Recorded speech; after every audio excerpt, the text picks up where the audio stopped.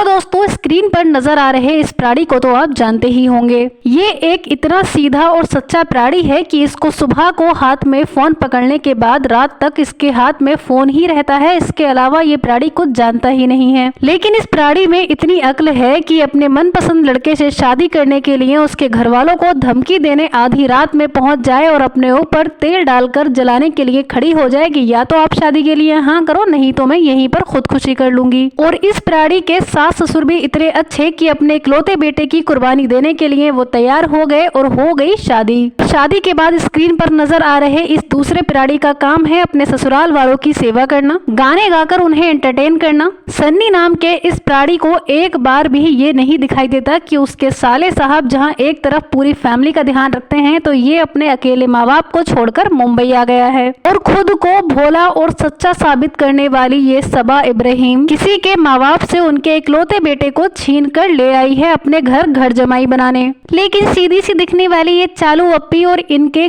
So called fans को शायद ये बात समझ ही नहीं आती कि वो कैसे दोगले इंसान को फॉलो कर रहे हैं। जहां एक तरफ दीपिका का धर्म परिवर्तन करा के उसे घर में हाउसवाइफ की तरह रखकर उससे सबकी सेवा करवा रहे हैं, तो वहीं अपनी बेटी को भी अपने घर में रखा है और उसके इकलौते सास ससुर को छुड़वा दिया है मौदहा में। खालिद नियाज नाम के इस प्राणी को हर किसी का ध्यान है कि सास को क्या पसंद है, खाला को क्या पसंद है, रिजा रिहान को क्या पसंद है, लेकिन इस बात को शायद भूल गया है कि उसके माँ बाप को वो खुद पसंद है और उसे अपनी वाइफ के साथ वहीं रहना चाहिए। स्क्रीन पर नजर आ रही ये सीधी सी अम्मी इस बात को तो जानती हैं कि उनका बेटा भी उनके साथ रहे, उनकी बेटी भी उनके साथ रहे, उनकी बहू भी उनके साथ रहे, उनकी बहनें भी उनके साथ रहे, उनके भांजी भांजा भी उनके साथ रहे, लेकिन इस बात की अकल नहीं है कि जैसा मेरे लिए मेरा परिवार है वैसे ही खालिद के लिए भी उसकी फैमिली उसका परिवार है, तो उसे भी अपनी फैमिली के साथ रहना चाहिए। और समझ आएगा भी कैसे, बच्चे भी तो माँ से ही सीखे हैं। ये माँ ही ऐसी है कि इसने अपने पूरे परिवार को मुंबई बुला रखा है, तो वहीं अपने पति के परिवार को बिल्कुल ही छोड़ रखा है। सबा इब्राहिम के फादर के साइड के कोई भी रिलेटिव्स कभी इनके घर नहीं आते। जानते हैं क्यों? क्योंकि ये सीधी सी दिखने वाली अम्मी ने कभी उनसे कोई रिश्तेदारी रखी ही नहीं। कुछ लोग बोलेंगे कि शायद सबा की खाला और उसके मामुओं ने उनके लिए बचपन में बहुत कुछ किया होगा, इसलिए वो उन्हें समझते हैं। तो आपको बता दें कि सबा इब्राहिम के पापा खुद बैंक में सरकारी नौकरी करते थे